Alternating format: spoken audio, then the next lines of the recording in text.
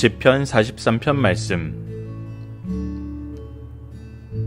하나님이여 나를 판단하시되 경건하지 아니한 나라에 대하여 내 송사를 변호하시며 간사하고 불의한 자에게서 나를 건지소서. 주는 나의 힘이 되신 하나님이시거늘 어찌하여 나를 버리셨나이까. 내가 어찌하여 원수의 억압으로 말미암아 슬프게 다니나이까. 주의 빛과 주의 진리를 보내시어 나를 인도하시고 주의 거룩한 상과 주께서 계시는 곳에 이르게 하소서. 그런즉 내가 하나님의 제단에 나아가 나의 큰 기쁨의 하나님께 이르리이다. 하나님이여 나의 하나님이여 내가 수금으로 주를 찬양하리이다. 내 영혼아 내가 어찌하여 낙심하며 어찌하여 내 속에 불안해하는가. 너는 하나님께 소망을 두라. 그가 나타나 도우심으로 말미암아 내 하나님을 여전히 찬송하리로다. 아멘.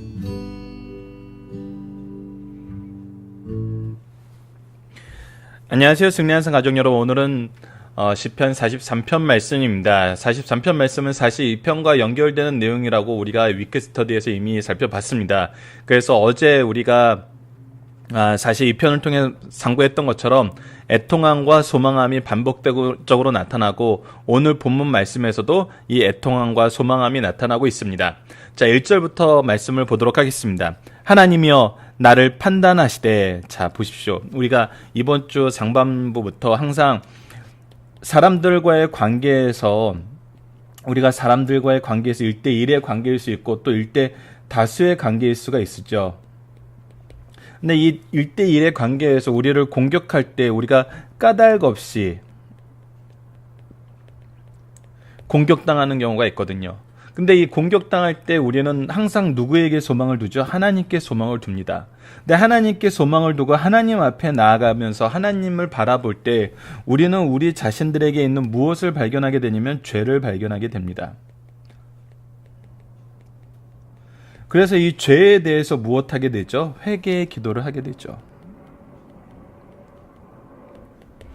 그러고 나서 우리가 얘기하는 것은 우리의 회개 때 우리가 하나님 앞에 죄된 존재이고 우리의 죄를 용서하는 회개의 기도를 함과 동시에 우리는 무엇에 대해서 신원해 주기를 기도하냐면 바로 이 관계에서 우리가 까닭 없이 공격당하고 있음을, 바로 이 부분을 우리가 하나님께 부탁하게 되거든요.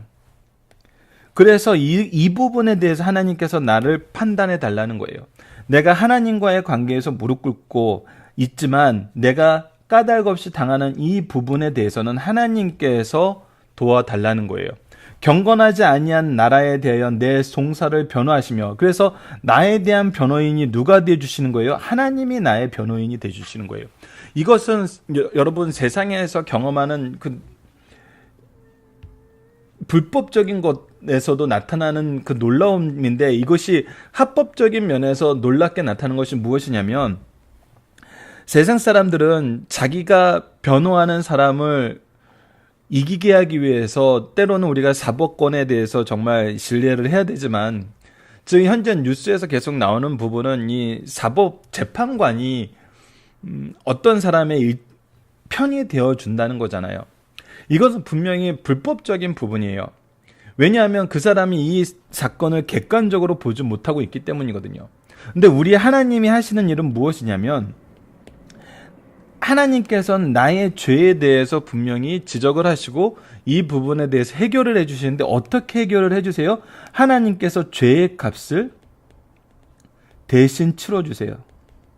즉 대속의 역사가 있다는 것입니다. 그리고 나서 하나님께서는 이 대속의 역사를 통해서 우리의 기본적인 죄도 다 깨끗하게 하세요. 왜 그러시냐면, 사탄은 항상 우리를 어떤 식으로 공격을 하냐면, 자기가 까닭 없이 우리를 공격했던 이 공격의 내용을 우리가 우리의 죄의 증거로 삼는 것이 아니라 우리가 가지고 있는 근본적인 죄의 문제까지도 이들은 자기가 가지고 나아가려고 그래요. 근데 이때 하나님은 우리에게 어떠한 모습을 보여주냐면, 대제사장 되시고 또 제물이 되셔서 우리를 위해서 속죄 대속의 기도를 들으시고 스스로 이 속죄의 제물이 되셔서 우리의 죄를 용서하세요. 그래서 우리를 깨끗하다고 칭해 주시고 우리가 하나님의 거룩함에 참여할 수 있도록 인도하세요. 그리고 나서 변호를 해주세요. 이 변호를 할 때 드러나는 것이 뭐예요? 하나님이 변호를 할 때 항상 드러나는 건 뭐냐면 이 부분이 바로 세상 재판관과 다른 부분이에요. 세상 재판관은 이 사람이 죄가 있나 없나 심리를 해야 돼요. 근데 하나님은 어떠시냐면 하나님이 임재하시면은 무엇이 드러나요? 죄가 드러나요. 하나님 앞에 죄가 드러나지 않을 수가 없어요. 그래서 하나님은 심리하시는 것이 아니라 이것을 판단하실 수 있는 거예요. 재판하실 수 있는 거예요. 그래서 이들이 하나님의 판결에 대해서 유구무원하는데 이 일이 어떻게 이루어지냐면 하나님이 우리의 변호인간이 되심과 동시에 우리를 대속해 주심으로써 변호하는 거예요. 단순히 입장을 대변해 주는 것이 아니라 우리를 깨끗하게 해주시는 그 모습으로 변호를 해주시는 거예요. 그리고 죄에 대해서는 공의롭게 심판을 하시는 거예요. 그래서 하나님 앞에서 무엇이 있을 수 없냐면 간사가 있을 수 없고 불의한 것이 있을 수가 없어요. 그래서 하나님이 간사와 불의한 자에게서 우리를 건져주시는 거예요. 주는 나의 힘이 되신 하나님이거늘 어찌하여 나를 버리셨나이까. 이것은 엘리 나마 사막다리 나의 하나님 어찌하여 나를 버리셨나이까. 이 말씀이 의미는 무엇이에요? 이 말씀은 정말 하나님이 나를 버리심으로 인해서 내가 하나님을 원망하는 말씀이 아니잖아요. 예수님의 이 고백은 뭐예요? 오직 구원은 누구에게 있다? 하나님께 있습니다. 이 고백이거든요. 오직 소망은 누구에게 있다? 하나님께 있습니다. 오직 내 반석은 누구에게 있다? 하나님께 있다. 내가 어찌하여 원수의 억압으로 말미암아 슬프게 다니나이까. 주여 구원을 허락하여 주시옵소서. 구원의 때입니다. 구원의 때입니다. 내가 주를 의지합니다. 이 고백이거든요. 주의 빛과 주의 진리를 보내셔 나를 인도하시고, 이것이 구원에 대한 간구이기 때문에 무엇을 요청할 수 있어요? 주님의 인도하심, 주의 진리, 주의 빛. 그래서 주의 거룩한 상과 주께 계시는 곳으로 이루게 하소서. 내가 하나님의 구원을 받아서 이루고자 하시는 모습이 뭐예요? 내가 회복되고 싶은 모습이 뭐예요? 내가 소망하는 모습이 뭐예요? 바로 예배자의 모습이란 겁니다.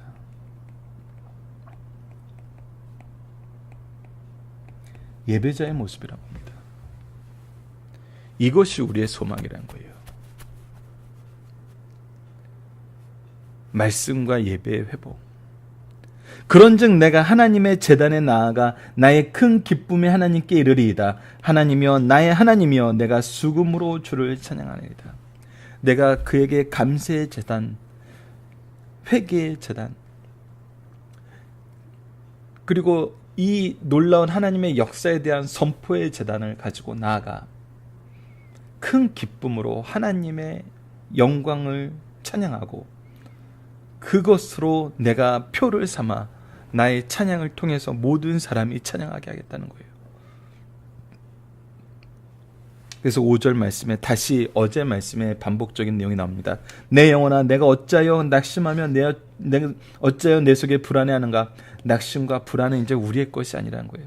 너는 하나님께 소망을 두라. 우리의 오로지 소망은 누구라고요? 하나님이라고요.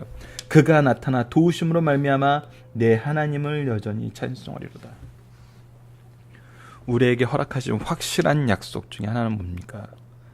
하나님께서 예배자로 회복시키시겠다는 거예요. 우리가 소망해야 되는 건 뭡니까? 하나님께 바른 예배를 드리는 것이란 겁니다. 이 내용을 우리 승리하는 삶 가족 여러분들 그리고 강성성경연구원 여러분들이 삶 속에서 깊이 소유하고 소망하고 묵상할 수 있고 또 계승할 수 있는 그런 신앙의 명문가, 신앙의 참된 정말 스승, 부모가 되시길 기도합니다. 자, 본문 묵상을 보도록 하겠습니다. 시인이 가진 소망은 환난 가운데서 무엇이 회복되는 겁니까? 주의 빛과 주의 진리를 통해서 내가 어디로 인도하심을 받는 거예요? 주의 거룩한 상과 주의 계시는 곳에 이르게 하는 거예요. 즉 하나님이 약속하여 준 교제의 장소, 바로 주의 성막, 성전, 예배당을 말합니다. 그런즉 내가 무엇해요? 그 하나님의 제단에 나가 하나님의 임재 앞에, 하나님의 은혜 앞에, 하나님을 향한 회개로 나아가서 나의 큰 기쁨에 하나님께 이릅니다. 나의 기쁨이 되신 하나님을 내가 찬양한다는 거예요. 결국 무엇이 이루어졌다는, 구원이 이루어졌다는 거예요. 하나님이여 나의 하나님이여 내가 수금으로 주를 찬양하니다. 내가 수금으로 찬양한다는 건 뭐예요? 내가 찬양을 이끈다는 거예요. 내가 찬양을 선포한다는 거예요. 그래서 어떻게 하겠다는 거예요? 사람들이 이 찬양에 동참하게 하겠다는 거예요. 하나님의 구원의 놀라움에 동참하게 하겠다는 거예요. 우리가 소망하는 예배자의 삶은 누구를 통해서 회복됩니까? 바로 하나님께서 회복시키십니다. 우리의 소망은 오직 하나님께만 있습니다. 이것이 우리의 증거입니다. 이것이 우리가 구속사의 게시판으로서 사는 삶이에요. 구속사의 능력 있는 일꾼으로서의 삶은 삶이에요. 그것이 바로 승리하는 삶이라는 것입니다. 중심사상을 보도록 하겠습니다. 시편 43편의 시제는 하나님의 변호를 청구하며 표제는 고라 자손의 말쓰길 인도자를 따라 부른 노래입니다. 말쓰길이란 교훈적인 것을 지칭하고 인도자 영장에 따라 부른 노래란 쥐자를 따라 부른 노래란 뜻입니다. 이 부분은 어제 부분하고 동일하죠. 시편 44편은 42편에 연속된 4면의 시로 볼 수 있습니다. 그래서 1, 2, 4면을 이렇게 나누고 후렴부가 반복되는 것을 우리가 확인할 수 있습니다. 시편 44편은 시편 42편에 이어 성도는 어떤 역경 속에서도 낭망하지 말고 하나님을 찬송할 수 있음을 가르쳐줍니다. 본문에 들어가기 전에 전제할 문제가 있습니다. 현대인들에게 최대의 문제는 어떤 어려운 사건을 직면할 때 그것을 해결할 능력이 계속되어서 감소되어 간다는 거예요. 즉 우리가 해결할 수 없는 문제들이 우리를 집어삼킨다는 거예요. 이것이 과거보다 더 심해지고 심각해진다는 거예요. 더 심각한 문제는 성도들까지도 보편적인 고통에 대한 적응력이 너무 약해진다는 거예요. 엘리야 같은 위대한 선지자도 450명의 바알 선지자까지 죽이는 하나님의 능력을 체험한 후에도 자신을 지지하는 세력이 없는 것으로 인해서 낙심하여 홀로 굴속에 들어가 하나님께 애원하기도 했어요. 즉 하나님의 승리의 선언이 내가 이 세상에서 사는데 절대적으로 필요한 확실한 증거라는 그 확신이 때로는 연약해질 수 있다는 거예요. 우리를 예배자로 부르시고 예배를 드릴 수 있는 삶의 환경을 주셨음에도 불구하고 우리가 이것을 통해서 하나님의 소망이, 하나님의 구원의 소망이 우리의 삶을 주관하고 계심을 우리가 신뢰하지 못하는 경우가 있다는 거예요. 때로 세상을 살아가노라면 자기 힘으로는 감당할 수 없어 낭망할 수밖에 없는 사건에 직면하게 됩니다. 이때 세상 사람들은 도피순환으로 술이나 유흥에 호소하거나 어떤 철학 혹은 인기 있는 사상으로 도전하기도 하고 때로는 다른 경제적인 원리를 따라가거나 다른 장사의 방법을 따라서 예배를 버리고 가는 경우도 있어요. 또한 정치인들이나 군인들도 문제를 해결하고자 힘으로 밀어붙이기도 해요. 그러나 하나님 없는 사람들이 이런 방법으로 문제를 해결하려 할 때 사건은 더 악화돼요. 오히려 문제가 더 생겨요. 없던 문제가 발생해요. 그래서 더 문제가 복잡해져요. 자기를 결박하는 쇠사들의 또 하나의 고리를 만들 뿐입니다. 이때 그리스도인들은 세상 사람들이 이해하거나 이용할 수 없는 신령한 자원이 있어요. 그것이 무엇입니까? 바로 예배라는 거예요. 말씀과 찬양과 기도가 있는 그 예배, 하나님의 부르심이 있는 예배, 하나님이 역사하시고 약속하신 그 예배.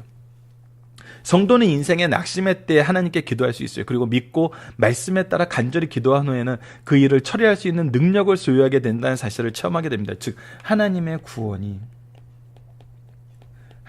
구원이 우리를 주관한다는 거예요. 이것을 우리가 경험하게 된다는 것입니다. 첫 번째, 인류는 율법 아래 볼 때 모두가 죄인이요 죄의 대가로 사망이 확정되어 있습니다. 이것이 아까 조금 전에 얘기했던 이 구원의 서사, 구원의 내용, 우리가 하나님께 회개하는 내용, 또 하나님의 대속의 역사, 재판관 되심, 제사장 되심, 또 재물 되심, 또 변호인 되심을 우리가 살펴본 것입니다. 인류는 율법 아래 볼 때 모두가 죄인이요 죄의 대가로 사망이 확정되었습니다. 인간은 죄값으로 사망이 확정되었어요. 이에 대한 인간은 유구무원할 뿐이에요. 그러나 인류에게는 희망이 있어요. 그것은 하나님의 법정에서 우리의 죄를 변호할 변호사 예수 그리스도가 계시다는 것입니다. 이분은 우리의 죄를 변호하실 뿐 아니라 우리의 죄를 대신하여 형을 받으시고 우리를 그 죄에서 구원하여 주신 대속주이세요. 그러므로 우리는 사지의 은총을 입고 하나님의 자녀가 되었다는 사실을 거듭 깨닫게 됩니다. 두 번째, 성도에게 가장 슬프고 불행한 일은 주의 성상과 장막, 신약시대의 교회에서 하나님께 예배드리지 못한다는 것입니다. 시인은 원수에게 쫓겨다니면서 예배를 드릴 수 없게 되자 속히 예배자의 위치를 지키게 해달라고 호소 기도하였어요. 예배자의 위치를 박탈하고도 슬프지 않는 사람들은 어찌 영성이 살아있는 사람이겠습니까? 예배자의 위치를 지킬 수 있는 것이 얼마나 복받은 사람인지 본문은 가르쳐주고 있어요. 여러분, 그래서 교회 지도자들이 예배로 나아가는 것이 힘들지 않은 기쁜 이유가 그거예요. 우리가 새벽 예배에 대해서 많은 이론들이 있고 논란들이 있는데, 여러분들, 하나님께 나아가는 것은, 또 하나님의 말씀을 전하는 것은 우리 인생의 가장 큰 기쁨이에요. 가장 큰 행복이고 가장 큰 확신입니다. 이것이 있기 때문에 우리 선조들이 정말 놀라운 역사의 주인공이 되는 이 예배의 역사를 우리에게 선물로 준 거거든요. 그래서 우리는 이런 관점에서 예배를 바라봐야 돼요. 하나님이 주신 기준의 관점에서 보지 않고 효율성, 다른 여러 가지 이유를 붙여서 얘기하니까 이것이 거치는 돌이 되고 싫은 것이 되는 거거든요. 자, 세 번째, 하나님을 자기 인생의 최고 기쁨으로 삼고 사는 사람은 나의 큰 기쁨에 하나님께 이르리르다 라고 외치게 된다는 겁니다. 이런 신앙을 가진 자는 그가 모든 것을 잃고 육신적으로 비참해져도 결코 낙심할 수 없어요. 이런 상황 속에서도 오히려 하나님을 찬양하게 된다는 사실을 가르쳐주면서 시인과 같은 신앙인이 되라고 촉구해주고 있습니다. 왜 그렇습니까? 우리의 구원은 하나님에 있고 우리가 소망을 하나님께 두기 때문에, 그리고 이것은 역사하기 때문입니다. 살펴보기 정당 여러분들 카페를 통해서 확인해 주시고요. 자, 적용합니다. 우리 성도는 인생의 위기와 평안의 기준이 어떠한 삶을 삽니까? 어제 말씀과 동일합니다. 우리는 이 기준이 예배라는 겁니다. 하나님의 약속이라는 거예요. 하나님과의 교제라는 겁니다. 위기와 평안의 기준은 우리가 예배자로서 바른 삶을 사느냐. 외적인 위기는 무엇입니까? 우리가 예배자로 바로 설 수 없도록 외부에서 공격하는 거예요. 내적인 위기는 뭐예요? 우리가 예배에 대해서 이제 더 이상 우리의 삶의 기준으로 생각하지 않는 거예요. 이 내적인 외적인 기준 모두가 예배라는 거, 이것은 성경이 우리에게 끊임없이 가르쳐 주는 것입니다. 왜? 예배는 하나님이 정하신 것이기 때문에, 정한 시간, 정한 장소, 정한 마음으로 드리는 것이기 때문에, 이것이 무너졌을 때 우리는 심각하게 생각하고 무릎 꿇고 기도해야 될 때라는 거, 다시 한번 우리 모두가 함께 나눴으면 합니다.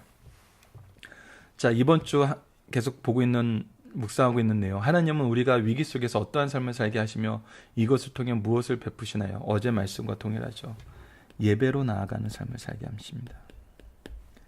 여러분, 그래서 교회가 항상 이 예배가 준비되어 있고 예배가 선포되는 게 중요합니다. 예배로 나아가는 삶, 예배로 나아가는 삶. 또 우리가 예배의 초대자로서 서는 삶, 예배를 준비하는 사람 입장에서는 하나님이 이 자리, 이 시간, 이 곳에서 나로 하여금 교회를 세우고 교회에 헌신하게 하셨다면 내가 이곳에서 예배를 어떻게 세워야 되는가, 이 부분에 대한 진지한 고민이 있어야 됩니다. 그리고 이 예배자로 오게 하시는 하나님의 역사에 우리가 순종하면서 그분의 뜻을 따라야 되는 것입니다. 그래서 현대사회에서 가장 심각한 신앙의 후퇴 현상을 뭐라고 보냐면, 원래 선언되고 유지되었던 예배가 사라질 때, 이것을 많은 신학자분들, 많은 목회자분들은 교회 위기로 보고 있습니다. 주일학교 예배가 있었는데 주일학교 예배가 사라지고, 새벽 예배가 있었는데 새벽 예배가 사라지고, 금요 기도회 수요 예배가 있었는데 예배가 사라지고, 정오 예배가 있었는데 예배가 사라지고, 이것은 굉장히 큰 위기로 우리가 봐야 된다는 것이죠. 그리고 이것을 위기로 봤을 때, 이 위기를 두고 기도했을 때 하나님은 무엇을 역사하시냐면 이것을 회복시키는 역사, 이것을 통해서 복음이 확장되는 역사를 우리에게 보여준다는 것입니다. 그래서 우리가 예배의 중심이라는 거, 이것이 굉장히 중요합니다. 말씀을 기초로 기도하기를 통해서 마치겠습니다. 하나님, 태초부터 우리를 하나님께 영광 돌리는 존재로 창조하시고 예배자로 세워주시고 그 안에서 왕과 제사장과 선지자의 모습으로 서게 하심을 감사합니다. 우리가 참된 예배자가 되었을 때 참된 평화와 자녀됨을 누림을 고백합니다. 우리가 이 은혜에 있다면 이 놀라운 은혜를 감사하며 더욱 힘써 계승하게 하여 주소서. 우리가 지금 예배자로 설 수 없는 환경이 있다면 긴급하게 기도해야 할 때임을 인식하고 오직 주님께 구원을 간구하는 기도의 모임이 회복되게 하여 주소서. 그리하여 예배가 회복된 그때 우리로 하여금 다시 놀라운 구원을 찬양하게 하시고 우리를 통하여 하나님께 예배드리는 모습이 세상에 선포되게 하여 주소서. 예수님 이름으로 기도드립니다. 아멘.